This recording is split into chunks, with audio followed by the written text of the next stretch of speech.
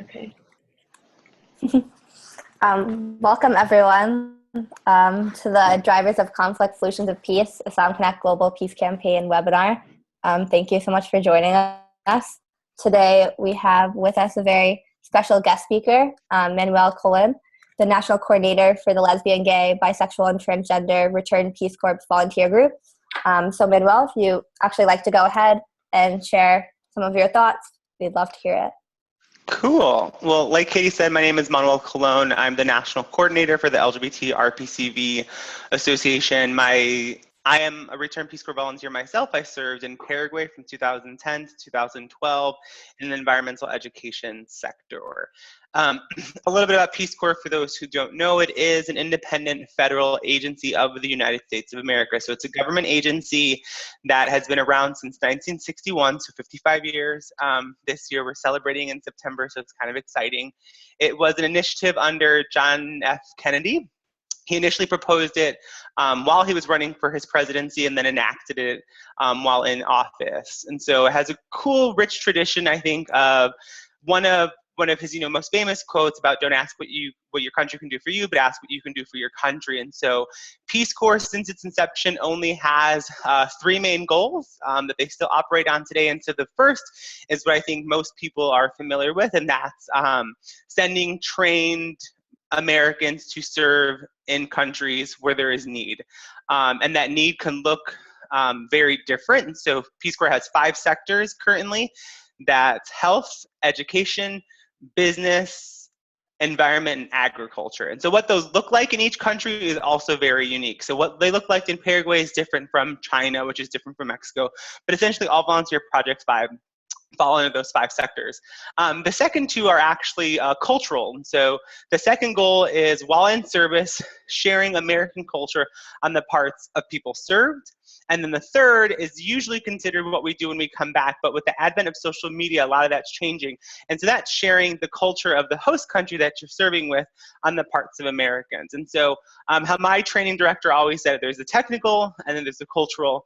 And really it all comes down to, it's Peace Corps. So at the end of the day, it's about creating and instilling peace across the globe. And so that the thought being that if Americans and other folks worked hand in hand and knew each other actually on a first name basis, on a personal basis, that's just one of the most simplest ways to create peace.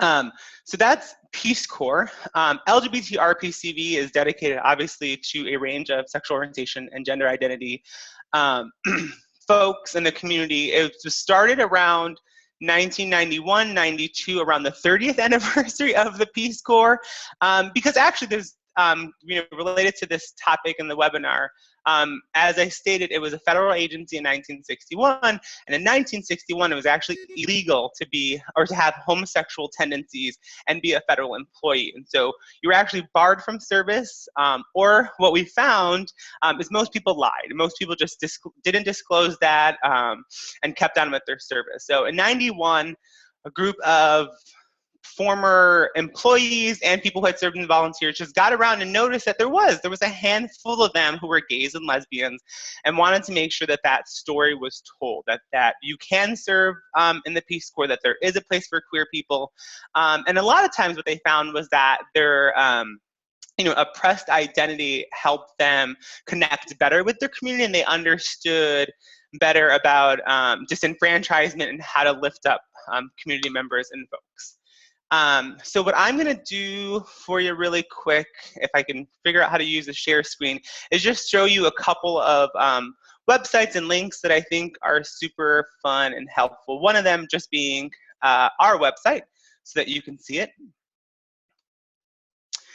So this is just the main LGBT RPCV website. The URL is actually a little antiquated. We don't have the T, so you can find us at lgbrpcv.org. I think this is a fun website for a couple of different reasons. As I said, one of the reasons our group was started was to just tell the story that you can be a queer person and serve in the Peace Corps. So one of the coolest things we have are right here, our stories by country. And so we have returned Peace Corps volunteers. And sometimes if we're lucky, we can get someone who's actually in service to go ahead and tell us their stories. We have a collection from all over the world, lots of different decades. So check those out. They're pretty cool. The other thing I think that is housed here too is a lot of times what we find is when Peace Corps volunteers get into a country, it's not only the host country nationals that they have to kind of get over cultural barriers around their sexual orientation, but also just the staff in general and other volunteers. So another cool thing we have are these safe zone trainings. And so they were developed by folks in the field. So our most recent one is from Nicaragua, but we have some from Senegal. I know we have one that we did in Paraguay. And so they're not only blog posts about the trainings, but more often than not, they have the materials themselves to be able to deliver the training. Sometimes, most of them are in English, but I think if I'm not mistaken, some of them are in, Arabic or Spanish or French, the countries that they're operating in and their native languages. So that's another cool thing I wanted to point out. Now I'm going to jump to some other links that I think are kind of useful that are found on our website, but I'm just going to go directly to them.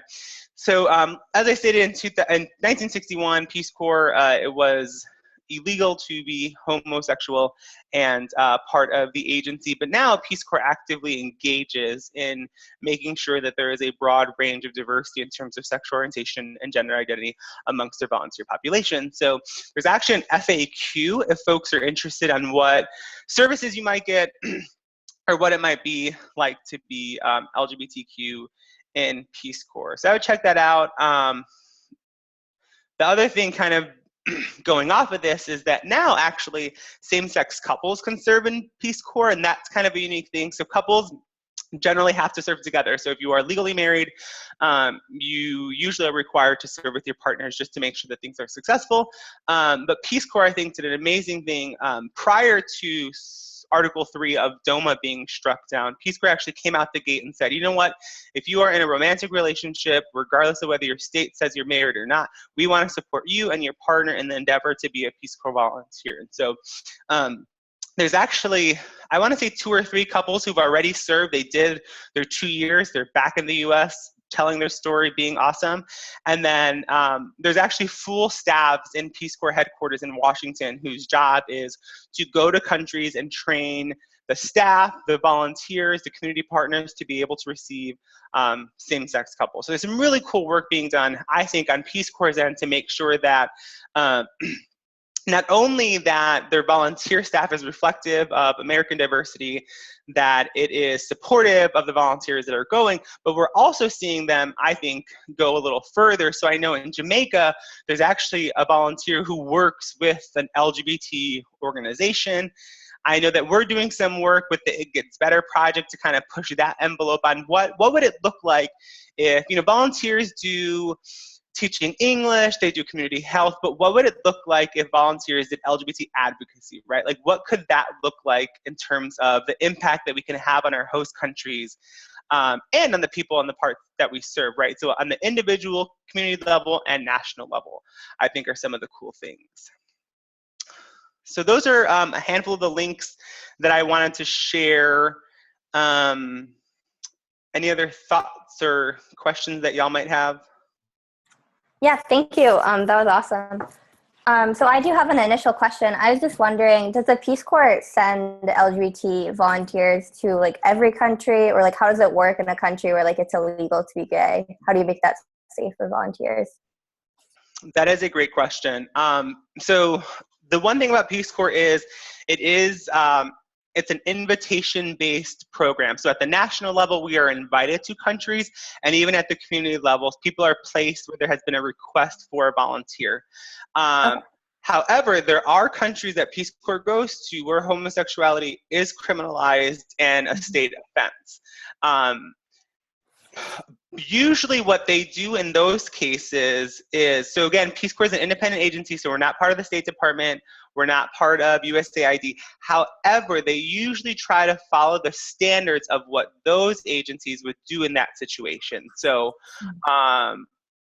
yeah, that's the best I can answer. So we do send people where sexual minorities are criminalized, but there's, every Peace Corps staff, regardless of that, has a safety and security officer And then we also have the regional security officer of whatever embassy or consulate is close.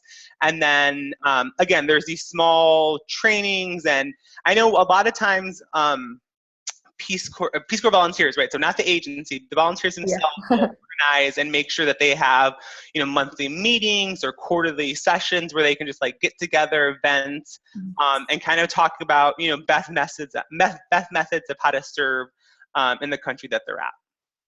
Okay, great. Thank you. Julian, do you have any questions? I was just wondering, like, what was the stimulus for establishing that same-sex couple policy? Like, where did that push come from? Because I think it's really great that it happened so early on. Yeah, that's a great question. I know that I'm suspecting that they saw Section 3 of DOMA being struck down in the near future. So it happened, I think, in the same year, and just really wanted to be on the front end of that. I think the other thing, too, is as an agency, in my opinion, I think they are very progressive in terms of embracing diversity.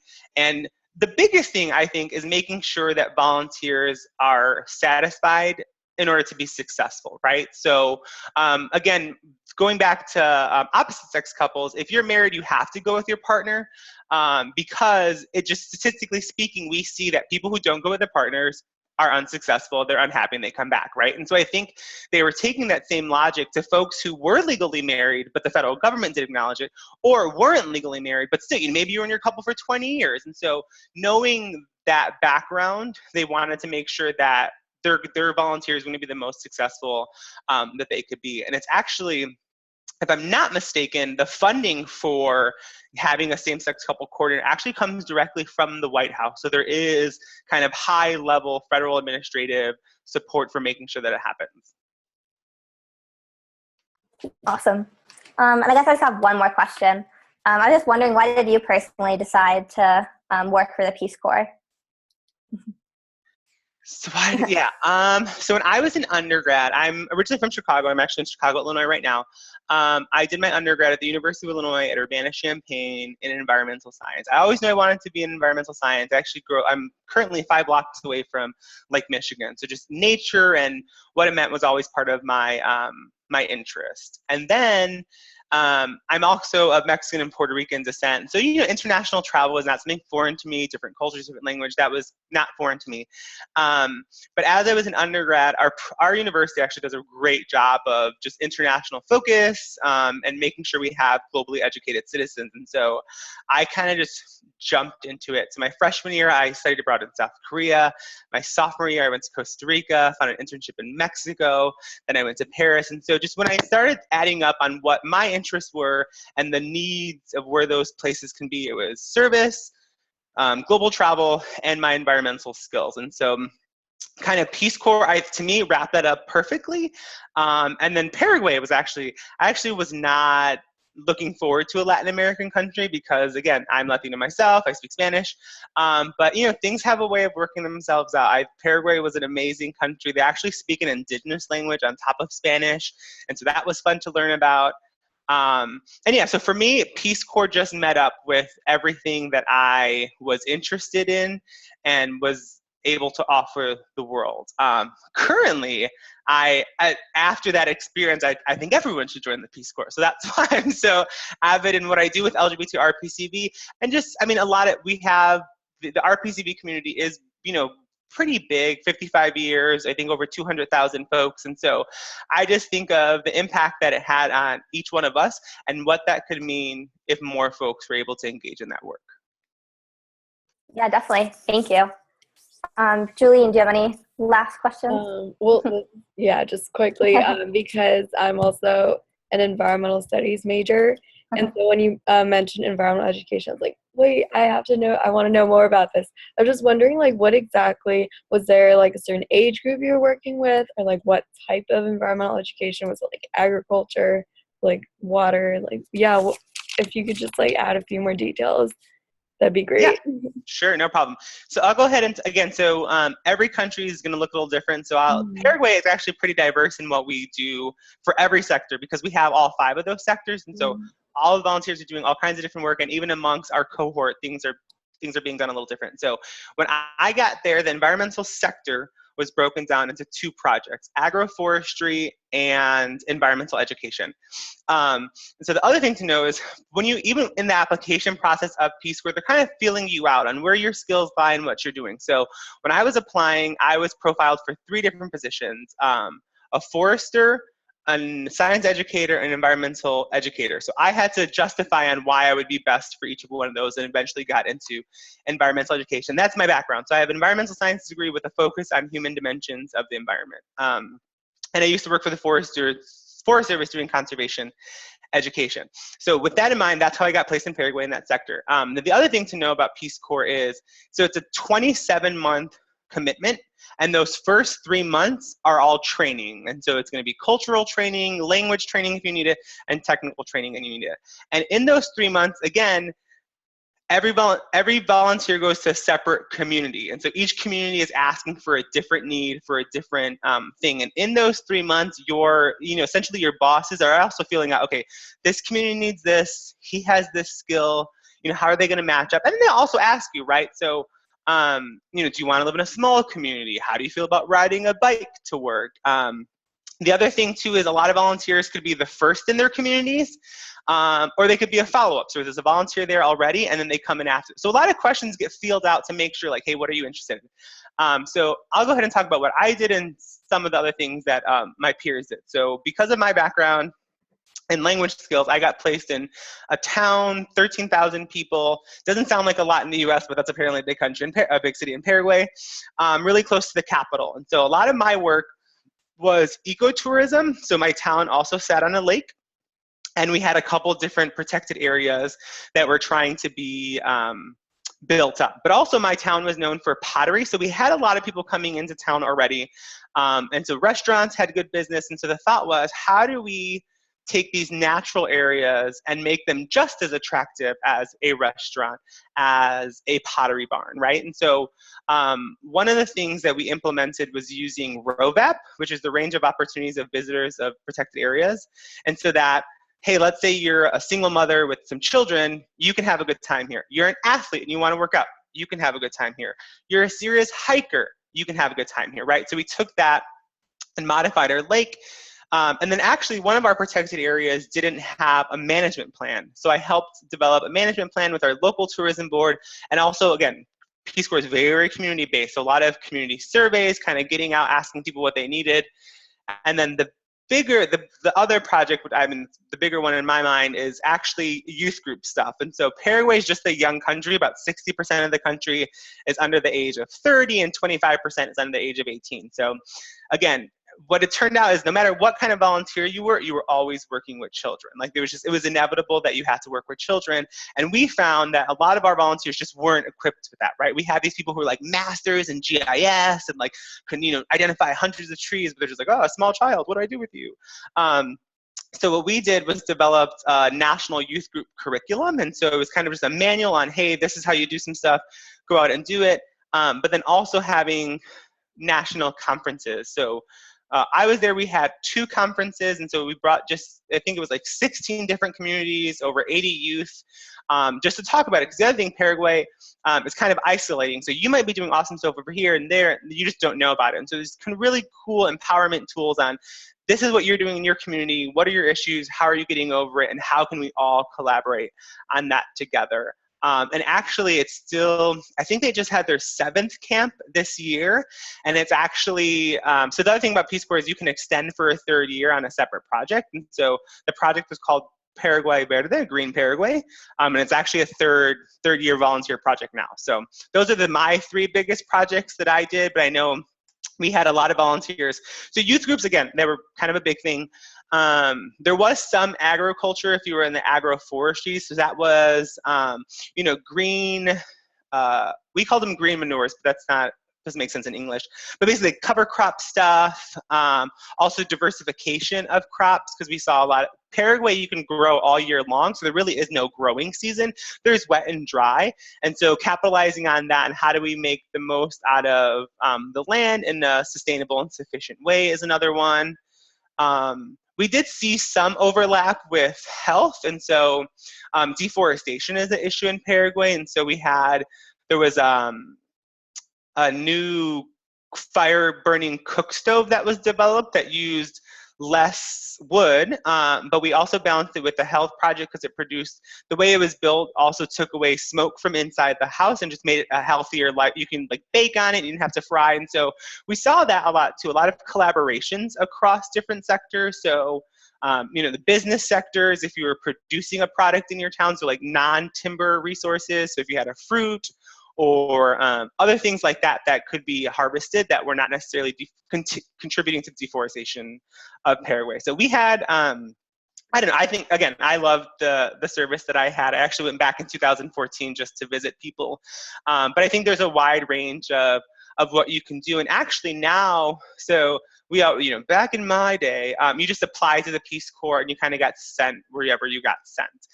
But now people can apply directly to a country and directly to a project. And so we're seeing that a lot. People are like, because we would have people come to Paraguay like, I want to do coastal management. It's like, we're a landlocked country. Like, that's not going to happen. But now people can see that, oh, Peru has those. Oh, Ecuador has those. That's where I'm going to apply. Or, I really want to teach English, so I'm going to do China. And so I think that's the advantage now, is that people can view separate projects in individual countries and match them to their skill set and desires. Yeah, that's awesome. Thank you so much for sharing that. And thank you so much for joining us today. I don't have any questions right now, but I do have your email, so I might follow up with you, and I'll definitely check out your website. It looks very cool. Thanks thank for you. That was wonderful. I just wanted to say, we have a few people who've been like contacting me. They're so bummed that they weren't able to, because of technical challenges, join. But they're really happy to know that this is being recorded. So they'll be getting those. But yeah, like Miss Sony, she's really bummed, but this is why we record them. So thank you so much, Manuel. That was really, really informative. And also, it was really helpful to hear from like your individual experience during your service. That just kind of helps put into perspective. So yeah, thanks for having me. And the last plug I'll say is, so I sent you our website, but we also have a Facebook group if folks want to join the Facebook group, and a Twitter feed that people can kind of keep along with us. And I say that specifically for folks that are going to be in the continental U.S. in the next couple months, because Pride season's coming up, and Peace Corps engages in Pride festivals all over the country. And we're actually starting to compile those lists now. So that would be another great way for folks to come and check out more information, meet actual recruiters and other folks of the LGBTQI community who might be able to, again, give more breadth to their experience and tell their stories. Yeah, that's awesome. We'll definitely try to share that information. What is the name of the group? It is, I'm pretty sure it's lesbian, bisexual, transgender, LGBT spelled out, Peace Corps volunteer. Okay. I'm sure I'll be able to find it. Yeah. Yeah, and I can send it to you all in a follow-up email too. That'd be great. Okay, yeah, that'd be great. Cool. Thank you. All right. Thank you so much. I hope you have Thank you. a wonderful weekend. Yeah. Happy Friday. Happy Friday. Bye. Bye. Thank you. Okay. It's being recorded. Should I just go to my slides? Sure, yeah. Or Okay. if there's anything that struck you, or Well, that was part of my, can you see it? oh yeah, I can. Oh, great. And trying to put it full screen, it's always a challenge.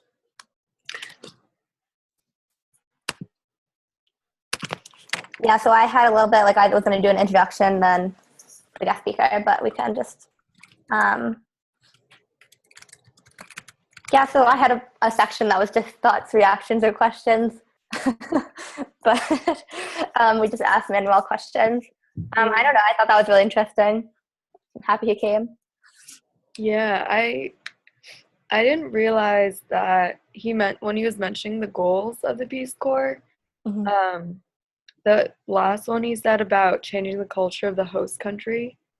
I thought that was interesting and like something I'd love to learn more about. As by host country, do you know if he meant like the U.S.?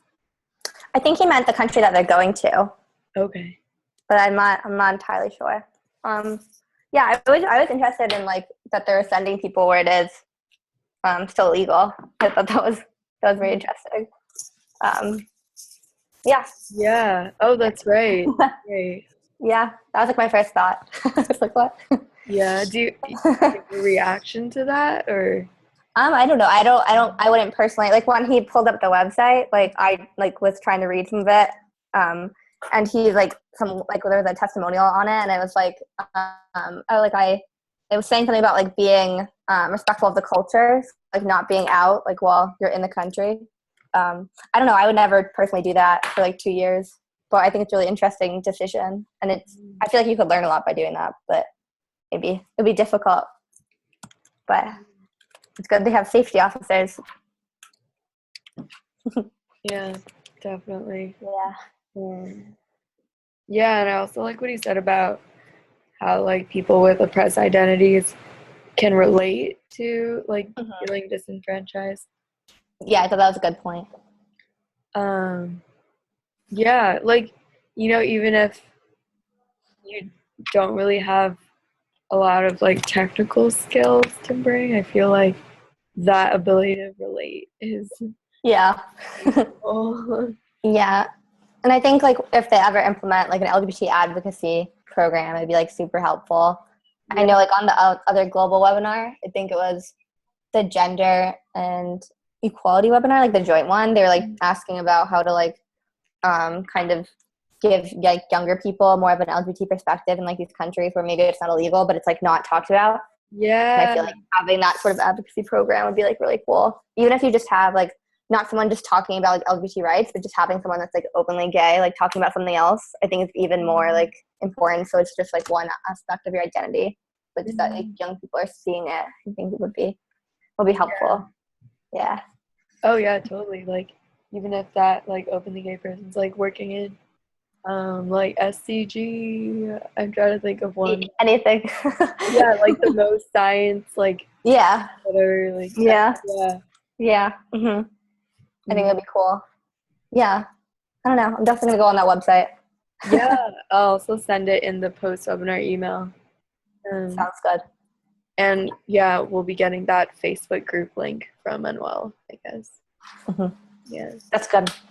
Well, I can just go over my other sections. Let me try to remember what I have. So I just going to start off with like saying what is conflict, because it's called the Conflict Solutions for Peace. So I just took this from like, I found like a textbook online. I thought it was really good. I was looking at conflict like in terms of like international relations. And so this is what it said. I just like pulled up a few bullet points. So like it just defines 3 general forms: interstate, internal, and state formation conflicts. You can read more about what exactly that is on the slide. And then I liked how it mentioned global conflicts as well, because I think that's really important. And the institutional arrangements, governments, corporations, or even civil society. So conflict, not just like interpersonal, but with state actors and international level, was like the primary point of the slide. And then just what drives conflict around the world. Obviously, there's a lot of things that drive conflict around the world. So this is just kind of like things that came to mind. So here, you can just read it off.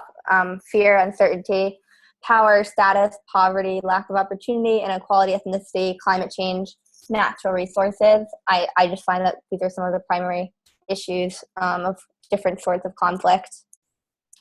Julian, do you have any other drivers of conflict to add? No. I think you're on mute.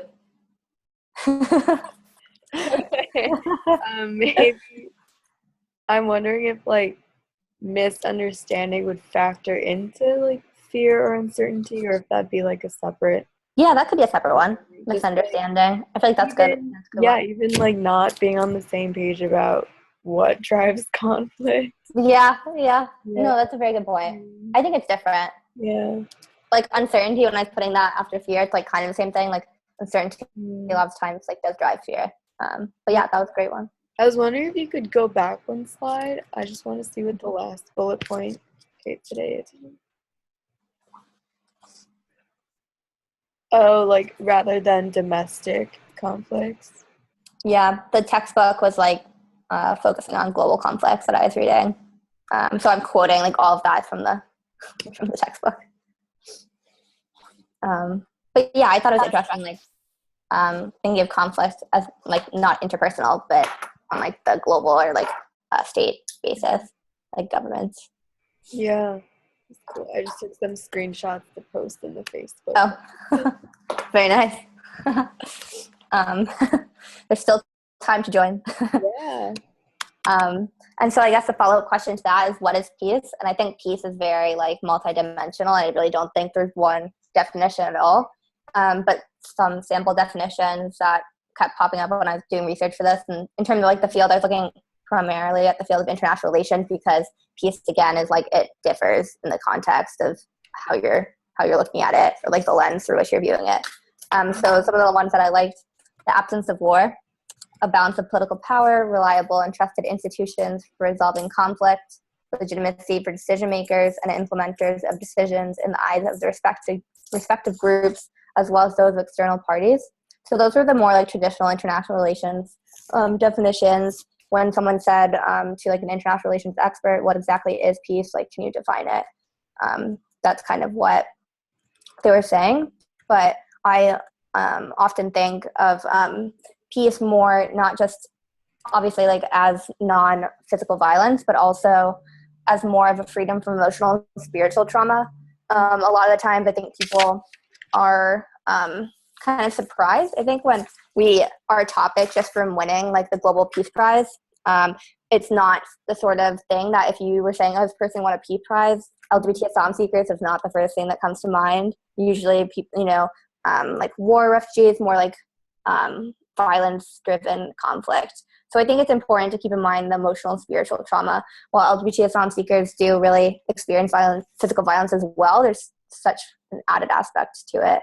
And so I would also define peace, I think, as safety, freedom to be yourself, sense of equality and respect, mutual understanding, and acceptance. Julian, any thoughts on this? Yeah, that middle line is so key. Thank you. Yeah, it's interesting that you mentioned that a lot of people are kind of surprised that your campaign like falls under the peace category. Yeah. Yeah, because I think a lot of times, like, we forget that like SDG area, it's what like peaceful and inclusive society. Yeah, exactly. Yeah. The inclusive part, I think, is what we often kind of just skim over, and focus on. Yeah, like you said, like combating like extreme violence or things like that. But yeah, I think it's so great that you pointed out how it's the freedom from emotional and spiritual trauma. That's quite profound, Katie. Thank you. I try. Is it something you like came to after thinking about this a lot? I think even just myself, like when me and Saeed had told me about MCC 15 and about like, because he couldn't attend it, he was like, oh, you should apply for this for AslyumConnect. Yeah. Even as we were looking at what specific prize to apply to, I think that we kind of were struggling about, oh, we're not sure if people are going to be able to put our easily put our project under peace. Yeah. So I think just thinking about how it fits within that definition kind of made me think more about what peace means. And then I also was asked to like give like a speech about like home, like in the like LGBT asylum seekers in the relationship or context of home, and that like made me think a lot about peace as well, because you think of home as like a sanctuary, like a sense of like safety or like physical or emotional like sanctuary instead of just like a physical place. And then I think peace is very much in the same context as that, in terms of like not just physical safety but also emotional safety. I don't know if that answers your question, but yeah, that's such a great metaphor. Okay, no. Okay, yeah. Oh, I love these slides. There's so many screenshots in the Facebook group right now. I'm sure everyone loves it. Yeah, and I'm sure like other people, if they were here, would have like different definitions as well. But hopefully they can share it with us at a different time. I should have asked Manuel. That was a mistake, but that'd been interesting. You can maybe email him. I'm sure he'd love to actually answer. Weigh in. Yeah, I feel like that's super important. Peace Corps. Yeah. He'd probably have an interesting definition. I think so. And so this is just a quote that I pulled up by it's a little bit blurry, but Ban Ki-moon, the Secretary General of the United Nations, he said, "This is our world, common world. Everyone should feel a common responsibility." I don't know. I like this quote because to me, like peace is kind of to enact peace or peace building is kind of, you have to take responsibility for more than yourself. And it's kind of like a common act. Like if someone is trying to promote conflict, not promote peace, it's really going to take everyone down. So I like this quote. So about the common responsibility, I thought it was well said by Ban Ki-moon. So what approaches counter conflict and promote peace? So again, obviously there's so many, but this is just kind of a few of them that I found when I was reading. So one is definitely equal representation. So reliable, representative, inclusive, responsive states.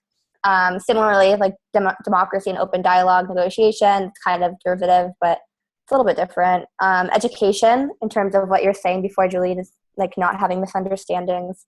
Emphasizing human dignity and basic human rights, opportunity. And then I think what's really important is just alternatives to engaging in violence and organized crime. If people don't have an alternative, if it's to like make a realistic alternative to make money, they're going to, unfortunately, probably engage in some sort of violence and organized crime. So those are just my initial thoughts. Do you have any thoughts, Julian? No, I agree with all of these, and like nearly none of them like directly imply the use of like physical restraint or I know, maybe that's just me being too metaphorical. no which I think is like it just captures like what you were saying earlier. Like I think we need to work on expanding like the definition. Yeah, well, I think peace, if you're like physically enforcing peace, like it's kind of like an oxymoron to me. Like I don't think that's really possible, and so that's probably why I didn't put it. But that is a problem. I think a lot of the people do think of peace solely in terms of war, and just even in terms of war, like the war, refugees or war victims, they definitely have like that emotional trauma as well. So it kind of applies in all cases, I think. Yeah, like I like what you said about if you have to like assert like physical control, it's not really promoting peace. Like when you have a democratic, like open, inclusive society, that's peaceful, not just something that's like restrained and orderly. It reminds me of something someone said. They were like, disorder is just the order you're not looking for. So that applies to like, you might see something as just disorderly if if you're like kind of maybe stuck thinking in more like traditional paradigms about how people should eat. Right. Yeah. So no, that's a good point. Yeah, I definitely agree with that. Let's see what else I have. Oh, so this came up on my Facebook newsfeed. I think I mentioned this to me. Yeah, the IMU Peace Global Campaign. Not to be confused with the AslyumConnect Global Peace Campaign. But when it popped up on newsfeed, it passed like last night, and I was like, oh, this is very relevant to like what we'll be talking about. So of course I put it in. So let's read it. It's by Nelson Mandela. So he said, "No one is born hating another person because of the color of his skin or his background or his religion. People must learn to hate, and if they can learn to hate, they can be taught to love, for love comes more naturally to the human heart than its opposite."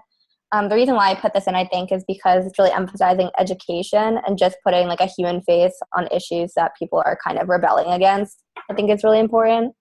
So I thought it's just a really good summary of like what peace is in terms of like not the physical level, and how you maybe can enforce peace by just an open dialogue, like what you were saying before.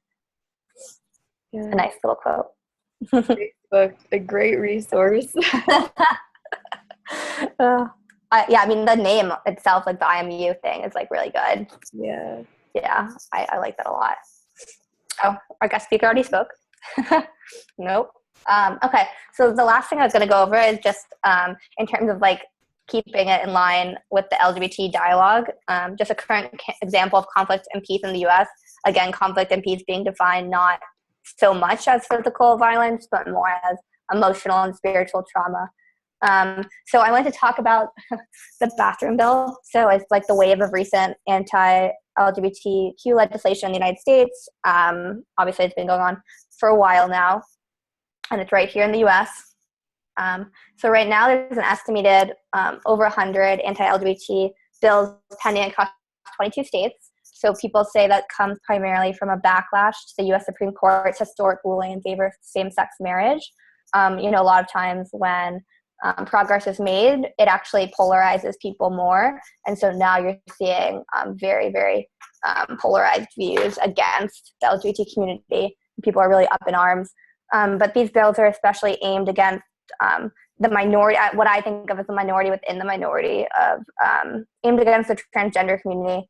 So transgender people are just people whose gender identity differs from the sex assigned to them at birth. Oh no, the slide, it cuts it off. Let me try to not go full screen. So the data from the Human Rights Campaign paints a stark picture for trans people of the more than 175 new anti-LGBT pieces of legislation nationwide. 44 target the transgender community, and that's a lot, because I think it's in a later slide it says that less than the world population is, or less than 1% of all people are transgender. So just like a very large amount of bills targeting a very small minority of people. Julian, are you familiar with the anti-LGBT legislation? Yeah, not extremely, but this is such a current, like a huge current issue. Yeah, I couldn't not talk about it. Yeah, no, that's the thing about these webinars. Like, before when we were planning how we saw them like playing out, we thought like current events were really important. So yeah, I was really glad that you included this. Oh yeah, I have more slides. Don't worry. Oh, good. Yeah. Oh, great. I'm looking forward to that. Is my I thought my Zoom screen was like too small. No, it cut it off. So I was like, yeah. Unfortunately, I can go back. Do you want me to go back? No, this is fine. Yeah, what you said, like progress can polarize people. Yeah, it's unfortunate. Yeah. It is so evident. Like we're making progress, but more than ever, we're like seeing these like very radical and extreme. Like, yeah, I mean, in terms of like the U.S. is doing so well in the election, it's like really horrifying. But I probably shouldn't say that. I'm trying to like think blindly optimistically. If progress is directly related to polarization, we're so polarized. Maybe we're just cranking up progress. I hope you're right. That's a very optimistic view.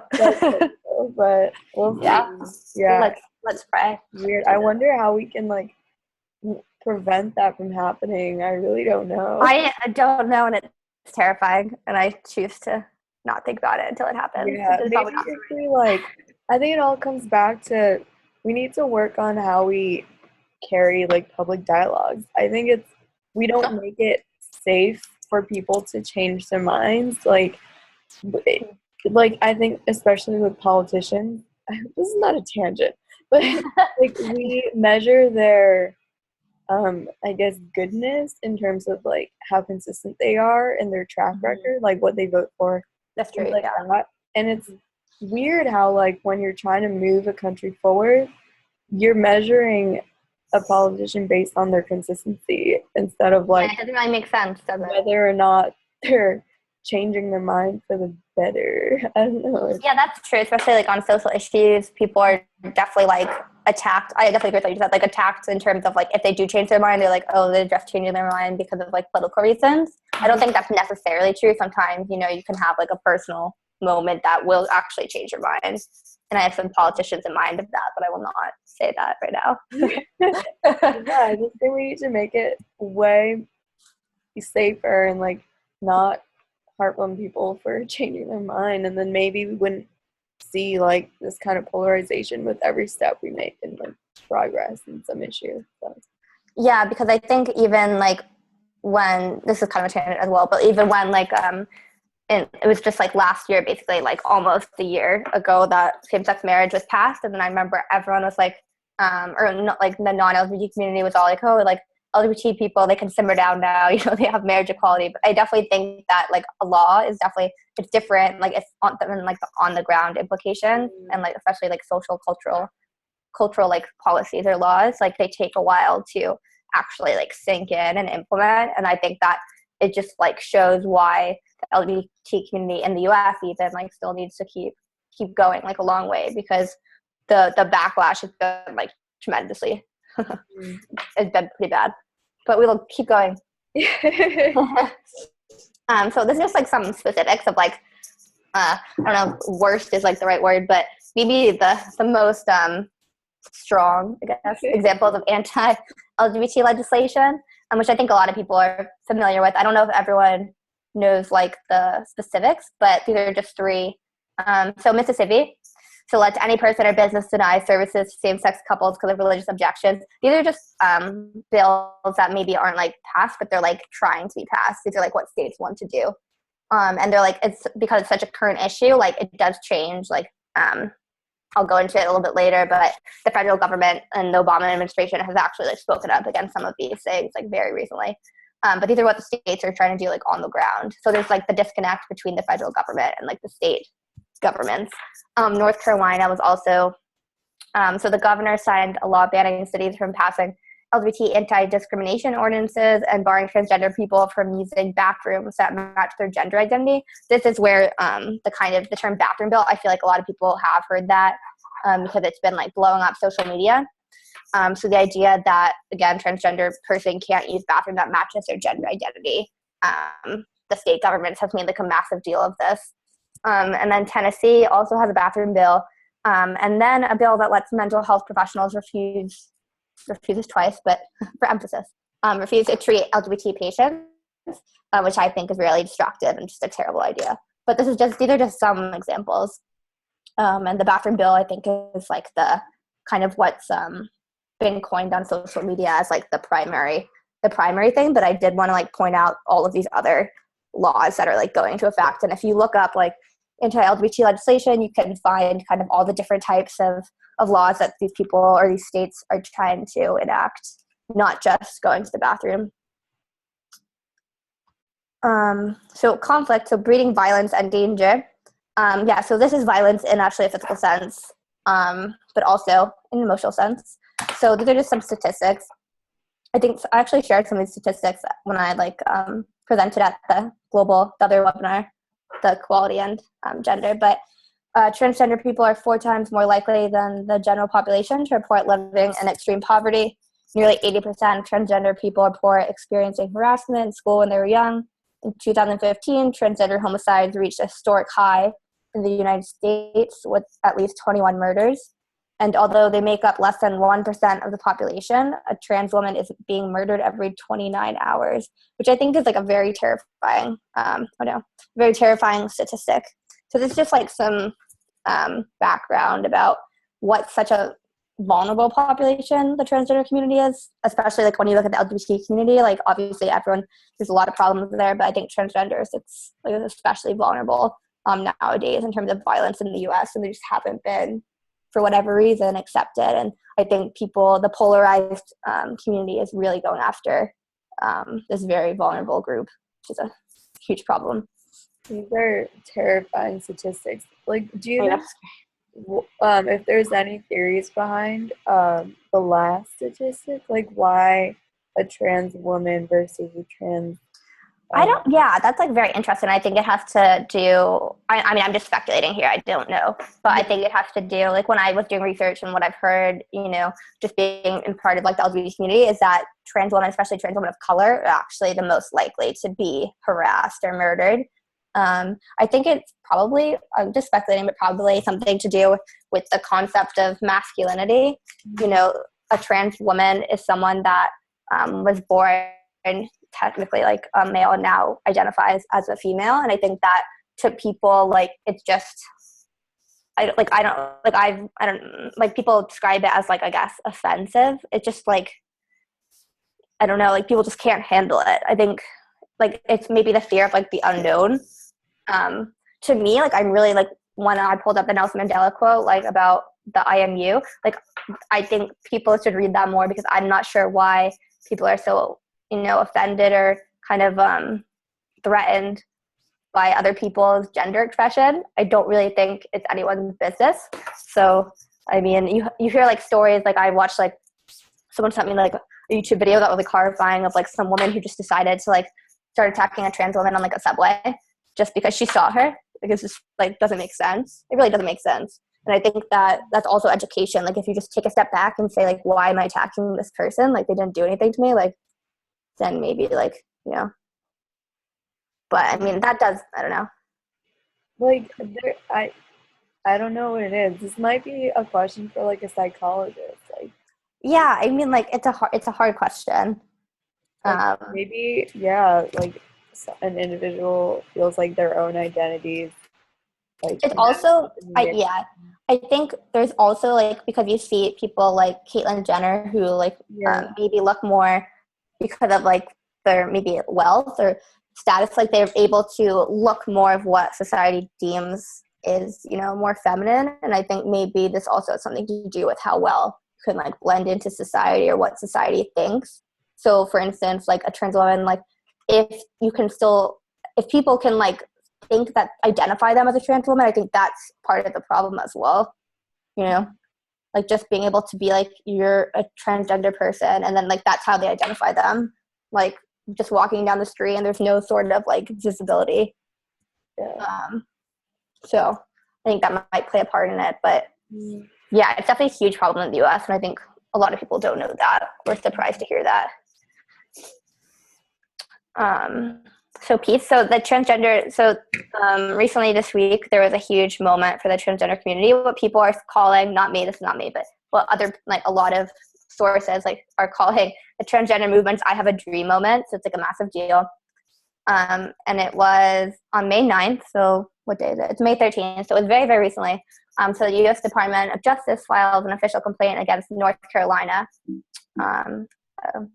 So Attorney General Loretta Lynch announced that the U.S. Department was going to sue North Carolina over the discriminatory House Bill 2, so the bathroom bill. And it's just a quote. So she said a lot of powerful things, and that's, I think, why people are starting to compare it to the I Have a Dream speech. And I have a link to the video, but in effort of time, we won't watch it, but I highly encourage people to watch it. It's only like 2 minutes. But there's just a quote. So she said, "This is not the first time that we have seen discriminatory responses to historic moments of progress for our nation. We saw it in the Jim Crow laws that followed the Emancipation Proclamation. We saw it in fierce and widespread resistance to Brown v. Board of Education. And we saw it in the proliferation of state bans on same-sex unions intended to stifle any hope that gay and lesbian Americans might one day be afforded the right to marry." I think she did like a really tremendous job of like outlining what side of history people want to be on. I think it is very similar. I think in one of the in like the 2 minute or 3 minute speech that she did give, or like announcement, I think she said something about, the last time we segregated bathrooms, was during the civil rights era. And just like putting that into perspective, because I think a lot of people that are against the transgender community would be like, oh no, like I'm, not racist. But it in effect is really the same, like it's very similar.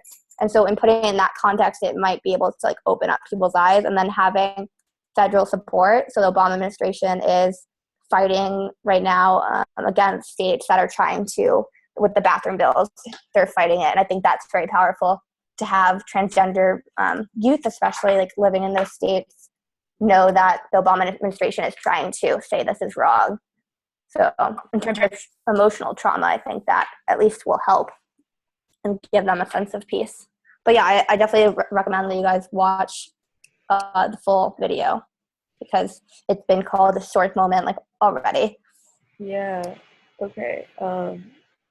Yeah, I'll get like the link from you afterwards. Yeah. Mm-hmm. Yeah, it's like all over the internet. Oh, okay. Yeah. Like, if you just type in Loretta Lynch right now, like you can find it. Or I can send it to you. Whichever easiest. Connected it to all these other like cases of discrimination. It just makes you realize, like, really, it just comes down to you're discriminating against Exactly. person. Yeah. It's not even, this issue isn't just about, like, LGBTQ people. Yeah, it's very true. Yeah. And then it's like, hopefully gets people to realize that, you know, history has shown that those people are eventually not, like, more accepted at least, or people at least eventually realize that they're humans too, and then they pick another group to discriminate against. But, like, people should realize the pattern. Yeah. So this is just my last slide, so I don't know, it's what now? So again, it still remains dangerous for transgender people in the U.S. 2015 had been called historic high, and now 2016 is being called the most dangerous year for transgender Americans, which again is a bit horrifying in the sense that pop culture has kind of said that LGBT community should maybe is safe now because of marriage equality. And I think, again, you have to look at all of the letters in that acronym, and the transgender Americans, for whatever reason, are just not getting any respect. And then the idea of marriage equality, again, as a polarizing, like, a potential catalyst to ramp up discrimination against the transgender community. So people are actually using marriage equality as something, or as an excuse of maybe the LGBT community going too far, and then they're using that to attack the transgender community. So I guess my end thought for this webinar is just how can we reduce conflict and promote peace to make it safer for transgender Americans. And then, I mean, honestly, you can just, like, insert whatever population you want to in the last section. But I think just being from America, like, I think there's much to do right here at home. So yeah, I think that's all I have. Oh, wait, no. But I have a quote from Ruby Rose. I was wrong. I think I've used this quote before, but I really like this quote. It has, like, a nice picture of the Huffington Post. But Ruby Rose says the takeaway is that only you know who you were born to be, and you need to be free to be that person. And to me, that, like, really does summarize peace. So I wanted to put that there. Freedom of expression. Freedom of identity, Yeah. Mm-hmm. Yeah. All right, that's all I got. That was so great. I was definitely going to have to get these slides from you afterwards. Yeah, of course. Yeah, I don't know if anything came up for you while you were giving the presentation. Like, yeah, I mean, like, I put it together, like, fairly quickly, like, last night. Because I've been so busy. But I think it did not take me long at all to, like, put it together, because I think I'm, like, pretty passionate about these issues and, like, pretty appalled by the anti-LGBT legislation. So I actually wish that more people were on this one, because I feel like this is, like, an important topic to address. Yeah, like, people our age are talking about this, like, every day, and I'm sure a lot of people would have had a lot to strong thoughts and a lot of questions to ask as well. Yeah, I think what you said is interesting too, like, in terms of, like, young people being pretty receptive to this topic. I think it's a problem as the older generations, and, like, how do you bridge that gap, you know, in Mississippi, in North Carolina, in Tennessee. Like, if I'm a young person there, like, how do I actually help? And that's, like, very important, because that's much more difficult, like, easier said than done, you know? So. Yeah, it's hard. It's like the current leaders and policymakers are in a totally different place from, like, the future policymakers. Yeah. Like, how are we going to make that transition, like, smoothly? I don't know. I mean, like, yeah, just from, like, the polls, like, hopefully our, like, generation is much more, like, inclusive and open-minded. So I think that will be very good. But it is kind of a it'll just, I don't know, matter, like, when the power transition actually happens. So, like, I don't know, because if you even have, like, if you have the people, like, the governor of North Carolina, who's, like, an old man, or, like, older, like, having, like, trying to put down this, like, anti-LGBT legislation, even though young people are against it, like, what do you do? And again, I think we're very lucky that the Obama administration has said something on a federal level, but it's much different than actually enacting policy on a local level. Yeah. It's a little bit terrifying, but. Yeah. Do you have friends or classmates that are from these states? I know people. I know people that are from the States. Yeah, I think that, I don't know, unfortunately, I don't think the people I've talked to, none of them are really that surprised, which I think is very telling, just from growing up, like, in those environments. Like, they're not surprised that, like, neighbor, whatever, probably supports that bill. It's just, like, I think what people don't realize is, like, people are, like, shocked that this legislation is happening, but it really doesn't come to a shock for a lot of people that, like, grew up in those environments just because there are laws against it. The only reason they're trying to do a bathroom bill right now is because the transgender community is more visible. It's not because they had accepted them before. So I think that's just different. Yeah. But no, I haven't come across anyone that's, like, shocked. So That is really interesting. yeah.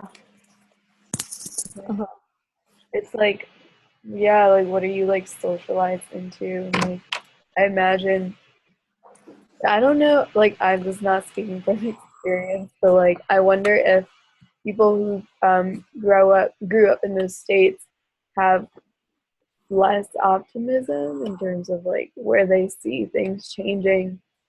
And I Oh, wonder yeah. if that's, like, a barrier to fostering inclusivity, but, like, I have no idea how you would change that. Yeah, I mean, I think the states that I pulled up there, like, it is across, like, 22 states. Yeah. And there are a lot of repressive environments that basically, if you're, like, not in a major city, there's usually some sort of repression. But I think a lot of times, like, people our age who, like, grew up there, like, once they do become comfortable with themselves and come out, I think in terms of optimism, it probably makes you, like, more optimistic or, like, want to fight for the social change more. Yeah. Because you've seen the repression. And then just being able to overcome that, I think, is in itself a sense of, like, optimism. Like, I was talking to someone yesterday, and he was talking about how he had, like, recently come out, like, he's from Indiana, he recently come out this year, and how he, like, it brought him, like, much, like, opportunity and, like, optimism. And so, like, if you, like, leave, for instance, for, like, college, like, you're not living there, you can move. Like, there's, so, I don't know. It definitely probably varies, so. Yeah. Yeah. I mean, that's, like, the moral of our story. Like, Right, yeah, everything varies. It's very true. I mean, this is all contextual. Like, I contextualize this within the LGBT community, just given our guest speaker and, like, my area of, like, focus. But like, contextualize this, with, like, physical conflict or kind of insert whatever minority you want. Yeah. Absolutely. Really, yeah. Yeah. Which is interesting. Yeah. I asked all my questions. Yeah. Good discussion. Yeah. I don't know if there's anything else you wanted to add. Otherwise, I think this is, like, a good place to just wrap it up. I thought it was, like, a really nice, compact, but super, like, content heavy webinar. Awesome. Yeah, no, that's all I wanted to say, I think. In terms of, I just wanted to, well, maybe we can, like, stop the recording. I just had some question, like, about the Yeah, so, ACC. yeah, okay. I'll be.